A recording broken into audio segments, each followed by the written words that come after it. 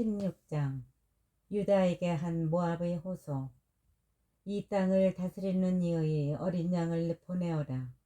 셀라에서 광야를 거쳐 딸 시온의 산으로 포덕이며 달아나는 새들처럼, 정지에서 쫓겨난 어린 새들처럼 모압의 딸들이 아르논강의 건널목에서 헤매리라. 고견을 들려주십시오. 결정을 내려주십시오. 한낮에 그대의 그늘을 밤처럼 펼쳐주십시오. 쫓기는 이들을 숨겨주고 도망치는 이들이 들키지 않게 해주십시오.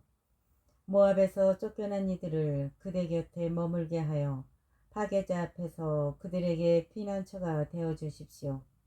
억압이 그치고 파괴가 끝나 압제자가 이 땅에서 사라지면 다윗의 천막 안에는 신으로 왕자가 굳게 세워져 공정을 추구하며 정의의 밝은 이가 그 위에 진실과 함께 자정하리이다. 모압에 대한 애동. 우리는 너무나 도도한 모압의 교만에 대하여 들었다. 그의 거만과 교만과 방자함, 그의 허풍에 대하여 들었다. 그리하여 모압이 그 자신 때문에 슬피 우는구나. 모두가 슬피 우는구나. 그들은 키르 하레셋의 건포도 가자 생각에 더없이 상심하며 탄식하는구나. 정녕 헤스본의 포도밭들과 시브마의 포도 줄기들이 황폐하게 되었구나. 그 고급 포도들은 여러 민족의 군주들을 도취시켰었건만 그것들은 야제르까지 뻗어나가고 사막까지 퍼져나갔으며 그 덩굴들은 무성하게 자라 바다 건너까지 다다랐었건만 나 이제 야제르가 통곡하든 시브마의 포도줄기 때문에 통곡하리라. 헤스본과 엘 알레야, 나의 눈물로 너를 적시리라. 네 과일과 곡식의 수확위로 적군의 함성이 덮쳤다. 가수원에서는 기쁨과 즐거움이 사라지고 포도밭에서는 환호도 환성도 울리지 않는다. 포도 화개는 포도 밟는 사람이 없고 흥겨운 소리가 그쳐버렸다. 그래서 나의 내장은 모압 때문에, 나의 속은 키르헤레스 때문에 비파처럼 떨린다. 모압이 산당으로 올라가 애를 쓰더라도, 자기 성소로가 기도를 드리더라도 아무 소용이 없으리라. 이것은 예전에 주님께서 모압에 대하여 하신 말씀이다. 그러나 지금은 주님께서 이렇게 말씀하신다. 날품팔이 햇수 같은 3년이 지나면 그 수많은 무리 전체와 함께 모압의 영광은 땅에 떨어지고 남은 자라야 아주 조금밖에 되지 않아 보잘것이 없을 것이다. 17장 다마스커스와 이스라엘의 멸망. 다마스커스에 대한 신탁. 보라, 다마스커스는 이제 성읍이 아니라 페어더미가 되리라. 아로엘의 성읍들은 버려져 짐승들의 차지가 되고 그것들이 거기에 자리 잡아도 놀라 달아나게 할 자가 없으리라. 에프라임에서 보루가, 다마스커스에서 왕국이 없어지고 아람의 남은 자들은 이스라엘 자손들의 영화와 같은 꼴이 되리라. 만군의 주님의 말씀이다. 그날에 이러한 일이 일어나리라. 야곱의 영화는 보잘것이 없어지고 그 몸의 기름기는 다 빠지리라.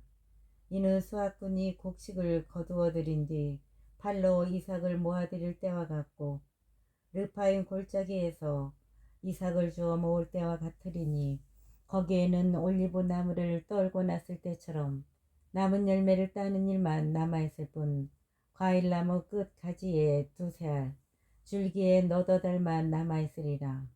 주 이스라엘의 하느님 말씀이다. 우상 숭배의 끝. 그날의 사람들은 자기를 지으신 분을 바라보고 이스라엘의 거룩하신 분께로 눈을 들 것이다. 그리고 자기들 손으로 만든 작품인 제단들을 바라보지 않고 자기들 손가락으로 만든 아세라 목상들과 분향 제단들을 쳐다보지 않을 것이다. 우상 숭배와 멸망. 그날의 그 견고한 성읍들은 이스라엘 자손들 앞에서 버리고 도망친 히위족과 아모리족의 성읍들처럼 내버려져 황폐하게 되리라. 정녕 너는 내 구원자이신 하느님을 잊어버리고 네 피신처이신 반석을 기억하지 않았다.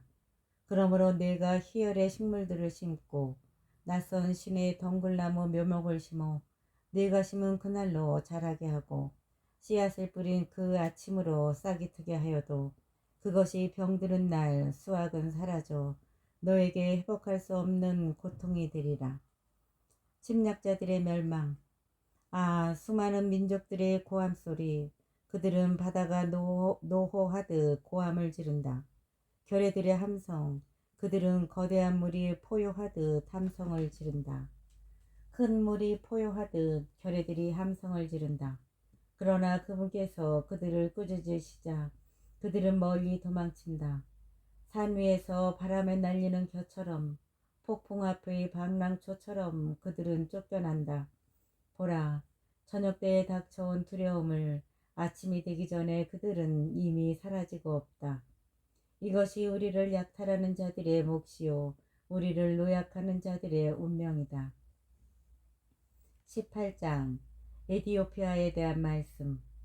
아, 에디오피아의 강 건너편 날개 달린 배들의 땅, 사신들을 바다로 왕골배에 태워 물 위로 보내는 땅. 너희 날쌘 특사들아 가거라. 훤칠하고 말쑥한 결의에게로.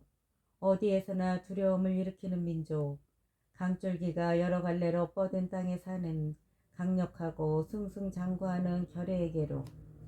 세상의 모든 주민들아, 땅에 사는 사람들아, 산들 위에 깃발이 오르거든 쳐다보아라. 나팔 소리가 울리거든 들어보아라. 정령 주님께서 나에게 이렇게 말씀하셨다. 햇볕 아래 따가운 더위처럼 수확철 더위 때의 이슬구름처럼 나는 내 처소에서 조용히 바라보리라. 수확하기 전에 꽃철이 지나서 꽃이 포도로 여물어갈 때 가지들은 낫으로 잘리고 덩굴들은 거쳐 뜯겨 나가리라. 그것들은 모두 산의 맹금들과 들의 맹수들에게 넘겨져 맹금들이 그 위에서 여름을 나고 들의 온갖 맹수들이 그 위에서 겨울을 나리라. 그때에 훤칠하고 말쑥한 민족과 어디에서나 두려움을 일으키는 민족에게서 강줄기가 여러 갈래로 뻗은 땅에 사는 강력하고 승승장구하는 결의에게서 만군의 주님의 이름을 모신 곳 시온 산으로 만군의 주님께 드릴 선물이 보내질 것이다. 19장 이집트 멸망. 이집트의 멸망. 이집트에 대한 신탁. 보라, 주님께서 빠른 구름을 타시고 이집트로 가신다. 이집트의 우상들은 그분 앞에서 벌벌 떨고 이집트 사람들의 마음은 속에서 녹아내린다. 내가 이집트인들을 부추겨서 동기끼리 이웃끼리 싸우고 성읍끼리 왕국끼리 싸우게 하리라. 이집트 안에서 사람들은 혼이 빠지고 나는 그들의 계획을 무산시켜 버리리라. 그러면 그들은 우상들과 홀령들, 영매들과 점쟁이들에게 물어보리라. 내가 이집트인들을 냉혹한 군주의 손에 넘겨 포악한 임금이 그들을 다스리게 하리라. 주 만군의 주님의 말씀이다. 바다에서는 물이 마르고 강은 바싹 메마르리라. 개천들은 악취를 풍기고 이집트의 나일강과 지류들은 물이 줄고 메말라 갈대와 부들이 시들어 버리리라. 나일강 어기 강가에 있는 풀밭과 나일강변에 파종된 밭들은 모조리 말라 바람에 날려 아무것도 남지 않으리라. 어부들은 탄식하고 나일강에 낚시를 던지는 자들은 모두 슬퍼하며 물에 그물을 치는 자들은 생기를 잃어가리라. 아마포를 만드는 자들은 실망에 빠지고 삼을 삼는 여인들과 삼배를 짜는 자들은 얼굴이 창박해지며 그 직조공들은 기가 꺾이고 품팔이꾼들은 모두 낙담하리라. 초안의 제후들은 어리석기만 하고 파라오의 현명하다는 고문관들은 우둔한 고문들이다. 품팔이꾼들은 모두 낙담하리라. 초안의 제후들은 어리석기만 하고 파라오의 현명하다는 고문관들은 우둔한 고문들이다. 그런데 너희가 어찌 파라오에게 저는 현인들의 자손이며 옛 임금들의 자손입니다 하고 말할 수 있느냐. 너희의 현인들은 도대체 어디 있느냐? 만군의 주님께서 이집트에 대하여 무엇을 계획하셨는지 그들이 너희에게 말하여 알리도록 해보려무나. 초안의 제후들은 바보가 되고 멤피스의 제후들은 착각에 빠졌으며 그 종족들의 수장들은 이집트를 잘못 이끌었다. 주님께서 그 가운데에 혼란의 영을 섞어 놓으시자 그들은 하는 일마다 이집트를 비틀거리게 하여 주정꾼이 제가 토해낸 것 위에서 비틀거리는 꼴이 되게 하였다. 그리하여 머리든 꼬리든 종려나무 가지든 골풀이든 누가 하든지 이집트에는 되는 일이 없으리라. 이집트의 미래. 그날에 이집트인들은 여자들처럼 되어 자기들 위로 휘두르시는 주님의 손 앞에서 무서워 떨 것이다. 유다 땅은 이집트인들에게 공포의 대상이 되어 유다 땅에 대하여 듣는 자들은 모두 만군의 주님께서 자신들을 거슬러 세우신 계획 때문에 무서워할 것이다. 그날에 이집트 땅에는 가나안 말을 하고 만군의 주님께 충성을 맹세하는 5성읍이 생길 터인데 그 가운데 하나는 태양의 도시라 불릴 것이다. 그날에 이집트 땅 한가운데에 주님을 위한 제단 하나가 세워지고 그 국경에는 주님을 위한 기념 기둥 하나가 세워질 것이다. 이것이 이집트 땅에서 만군의 주님을 위한 표징과 증인이 되어 그들의 압제자들 때문에 주님께 부르짖으면 그들에게 구원자를 보내시어 그들을 보호하고 구원해 주실 것이다. 주님께서는 이렇게 당신 자신을 이집트인들에게 알리시고 그날에 이집트인들은 주님을 알게 될 것이다. 그들은 희생과 제물을 봉헌하며 주님께 서원을 하고 그대로 채울 것이다. 주님께서는 이집트인들을 치시겠지만 치신 뒤에는 곧바로 고쳐주실 것이다. 그들은 주님께 돌아오고 그분께서는 그들의 간청을 들으시어 그들을 고쳐주실 것이다.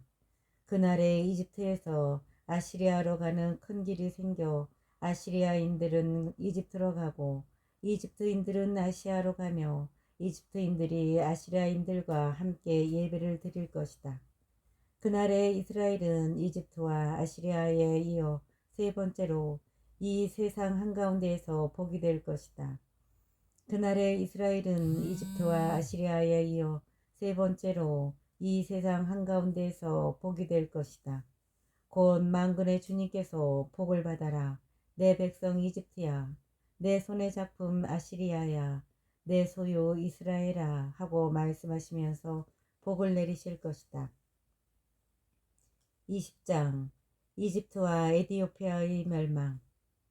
아시리아 임금 사르곤이 파견한 총사령관이 아스돗으로 진군해 와서 아스돗을 공격하여 그것을 점령하던 때의 일이다. 그때에 주님께서 아모츠의 아들 이사야를 시켜 이렇게 이르셨다. 자, 네 허리에 두른 자루옷을 풀고 네 발에서 신을 벗어라.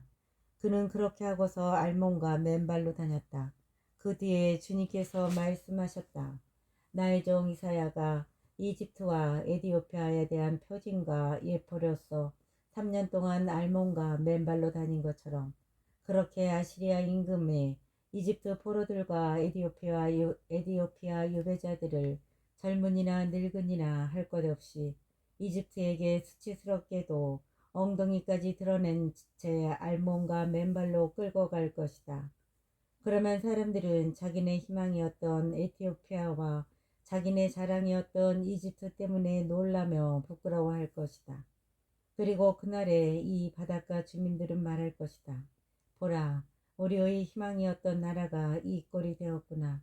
아시리아 임금에게서 구해달라고 도움을 청하러 그곳으로 도망쳤었는데 이제 우리는 어떻게 난을 피한단 말인가.